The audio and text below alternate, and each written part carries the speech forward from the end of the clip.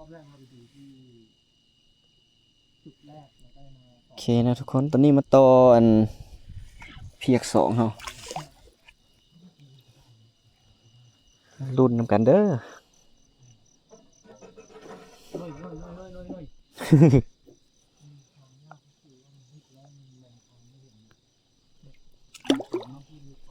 อย่างสองรุ่นนำกันเด้อทุกคนโอ้เหยื่อหมด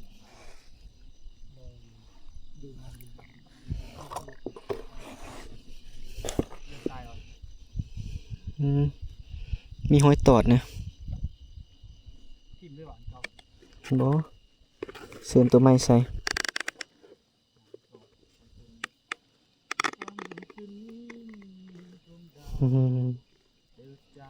นี่เพียกสองเขารุ่นน้ำกันเด้อทุกคนเอาใจสวยน้ำกันเด้อว่ามันสิมาเนาะจะมีปลาถึกบ่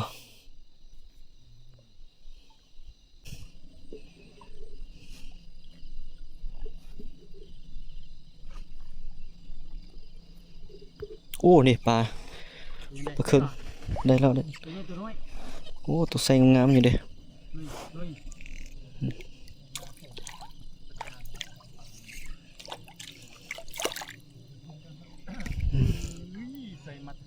ใส่มาฐานเลยใส่มาฐานขอปลดเบ็ดกันกืนแกมยุบาลดีแต่มันเป็นแต่นี้เนาะพอมีกำลังใจเนาะมีกำลังใจแต่มันยังบ่ทันอยากเจอไส้2ไส้3โลอยู่เนาะ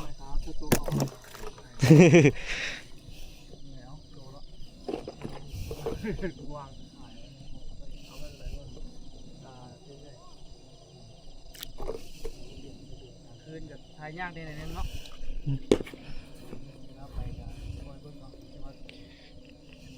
เต็มแรกมาแล้วพีก2เต็มแรกมาแล้วโอ้ก็คืนนี้มีคนอันขี่เรือมาหลายเนาะ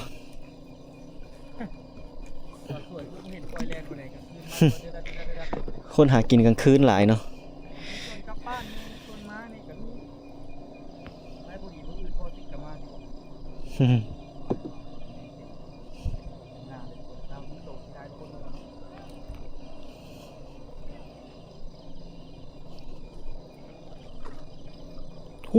ใส่งามใส่งาม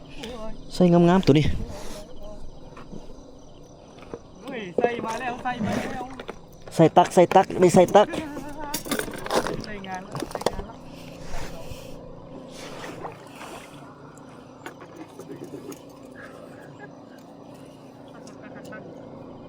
โอ้ใส่ดีใส่งามเลยทุกคนนี่ได้แล้วตกใจนะใจเกียรตินะเกียรติมาเดเวียงคนน่ะโอ้เขิงใส่งาม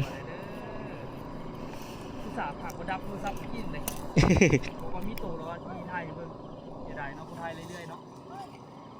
เฮ้ยพอติ๊กเหรอจะเอิ้นกันปะพอติ๊กบอกว่านี่เฮ้ยประมาณใส่ประมาณ6-7 ขีด10 ขีดบอกแมนเนาะประมาณนั่นแหละประมาณ6-7 ขีดใส่ลุ้นกันต่อไปนี่2 เต็มแล้วโอ้ยของแท้เด้อของแท้เด้อเอาเนาะรุ่นต่อทุกคนเดี๋ยวใส่เหยื่อกันนี่ปลาจัดทงประสบแหลมตัวพวกใหญ่รุ่นต่อไปแต้มต่อไปยังบ่ไว้เห็นก่อนมื้ออื่นเช้าก่อนมื้ออื่นเช้ากันโอ้ยลงลึกแล้ว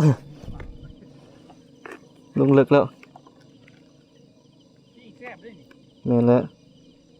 เหี่ยวแล้วติให้สามโอ้ยถึกตัวนึง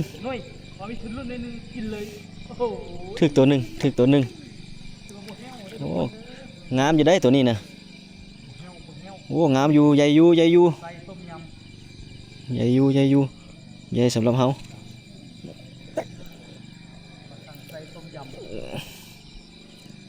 ใส่7 ขีดเนาะนี่ใส่งามเลยทุกคน เทียบ ตัวเด็กของเฮานี่มันถือว่าไซส์โอเค ใส่โอเคได้นี่งามเลย โอ้ยเฮ้ยตัวนี้ก็ถือว่าไซส์ดีอยู่ได้เนาะ แมน ไซส์ดีอยู่ตัวนี้น่าจะประมาณ 6 ขีด 7 ขีดน่าจะ5 ขีดนี่แหละไซส์ดีเนาะคือว่าหลายคนเขาเอ๊ะมันโอกาสที่ได้ไปไงแต่ว่าก็มีอยู่โอกาสนะแต่ว่าก็ มันบ่หลาย คนของ อ้าวคือบ่ยุบอยู่ ฮะ ถึกได้นี่ เฮ้ย ถึก เฮ้ย ถึก เฮ้ย รุ่นเด้อทุกคนว่าตัวน้อยตัวใหญ่ส่ำใดห่วยมันคือว่ารู้สึกแต่ไกลแท้ เมื่อละนะครับ ขอนี่บ่แม่นขอนี่บ่แม่นขอนี่ ตัวโอ้แต่ว่าผู้ซื้อไก่บ่ดีคือบ่มีตัวใหญ่บ่ โอ้เด้อยู่นี่ขออันอยู่นี่เฮามีเฮ็ดอันนั้นเด้มังหินน้อยเด้ รู้สึกบ่ไกลๆนี่ ไก่ได้ไก่ปะ ตัวน้อย ลูกปลาคังที่ติดปลาคังตัว นี่ เกิดหลายตัวเยอะเนาะ ๆแม่นแล้ว ตัวหนึงเกิดนี้ก็มาจากตัว มันก็หลายล้านตัวแล้วเนาะ ต้องย่านเราว่าเมื่อเนาะเดี๋ยวแต่งให้เขาทุกคนที่ไปแล้ว ปลดปลาก่อนเดี๋ยวนี้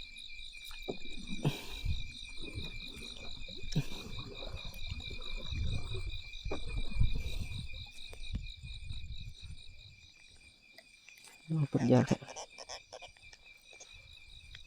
รู้สึกแต่ไก่เนาะสุดท้ายมาก็มันก็งามอยู่แหละปลดยากแล้วลูก คือไก่ได้ไก่ปะ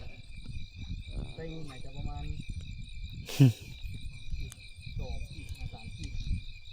2 ขีดทำไปจัก ลืมเอาครีมมาเนาะ แล้วเก็บในถังเหรอยังสิ บ่ได้เก็บตี มีแต้มนะทุกคน เล็กน้อยก็ได้เพียกละโต2 ตัวนึงพอมีแฮงเนาะทุกคนได้เพียกละโต2 ตัวก็ยังดีนะยังดีใจ โอ้เป็นสมิงมีแห้งที่สุดแล้ว อืม ต้องเอียงลายก็ได้เดี๋ยวเขาก็ยังหวังแต่ว่าก็คือว่าโอเคแล้วไอ้เกียรติเนาะ แม่นเฮายังหวังใส่ ไปยิ่งพออยู่อ่ะ ก็น่าจะ พออยู่เนาะ เฮาหวังใส่อัน เดี๋ยวบ่ได้ละ โลปลายเนี่ยยังบ่กินเบ็ดให้เฮาจักโตเนาะตัวใส่โลปลาย2 โลนี่ใส่2 โลเฮายังบ่เคยได้เท่าเนาะอยู่อ่างนี่ ยังเดียวโอ้ทุกคนมื้อนี้มาเพียกใหม่แล้วรู้สึกอยู่เนาะ ที่จับปุ๊บพูดซึกปั๊บก้อนหินน้อยที่เก่าอ่ะ อยู่บนก้อนหินนี่บ่นี่ก้อนหินมันน้อยก็เลยรู้สึกไว้ จับปุ๊บ นี่ปลาอยู่นี่ ใกล้เลย นี่ ยังไงบอก โอ้ใส่เดี่ยวกันเลยใส่ท่อกันเลย โอ้ยไร อันไหน โอ้บ่ค่อยหายไปมาก่อน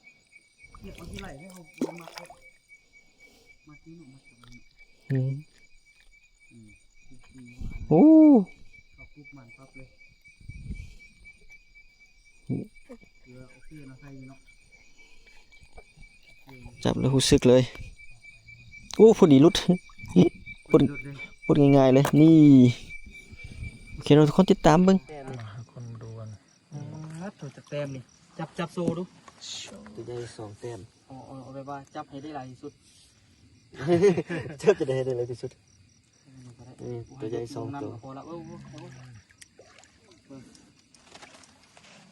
อถ่ายรูปหน่อยขอเก็บรูปหน่อย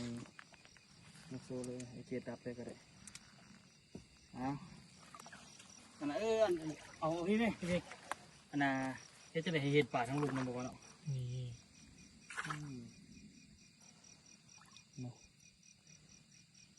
ยกขึ้นอีก เอามาหลังจากพยายามเป็ดมาเนาะเกได้เป็นโลอัน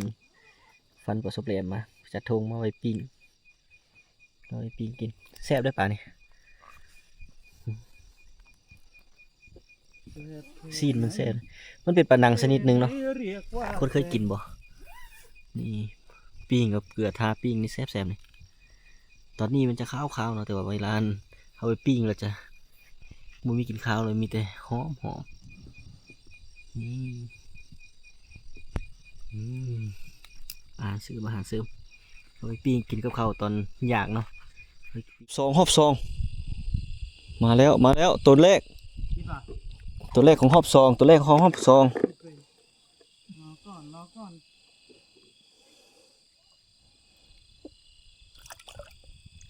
ตัวแรกหอบซองตัวแรกมาหอบซอง เฮียก็อิดจะแหกมานเลยโอ้ใจไงอยู่ดิ เนาะใส่งามอยู่เลย อย่ามาคืนว่ามัน ปาไป30 นาทีเนาะ เฮียแรกเนาะแหกมานโตแรกยิ่งใหม่นี่จะต้องมาเนี่ย แมนเขาได้แต่ละเทือกมานี่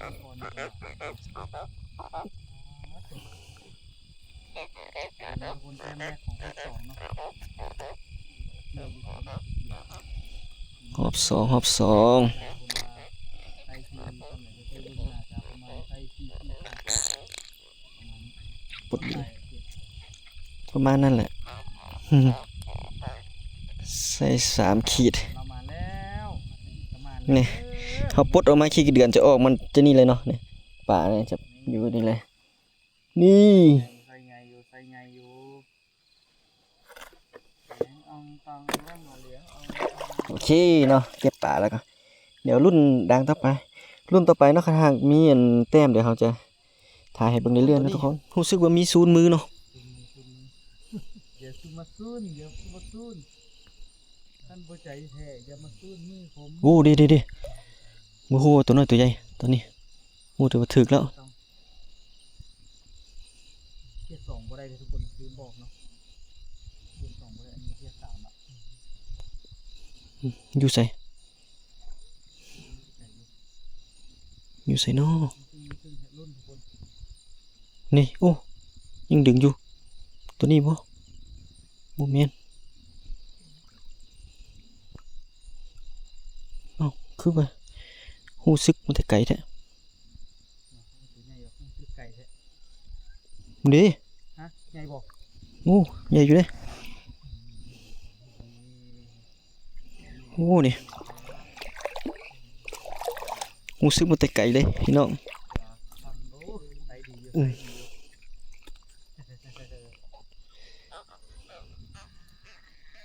งามๆงามๆเนาะ เทียบสองบ่ได้นะทุกคนมันก็เทียบสามมันมาอย่างให้ดูได้สองแต้มเนาะมันบอก